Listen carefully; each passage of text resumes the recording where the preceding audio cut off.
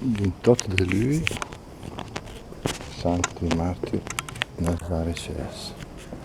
Ecco che come altre volte ricordiamo questa data, la memoria liturgica dei Santi Martiri Nazare e Celso, a cui sono dedicate parecchie chiese nella diocesi di Milano, in quanto sono due santi martiri i cui corpi vennero rinvenuti da Sant'Ambrogio, e in questo giorno 28 di luglio è la memoria liturgica, pur cadendo di domenica, laddove c'è la chiesa dedicata a questi santi, comunque si ricordano e sempre aumenta la sua protezione. Questa chiesa Gesù anche i nostri amici del nostro canale conoscono benissimo,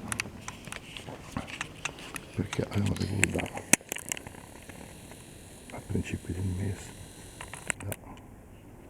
l'anniversario della consacrazione, e anche sempre ai due martiri che in vista prima del martirio prende la sua gloria, vi domando sempre la protezione e l'intercessione.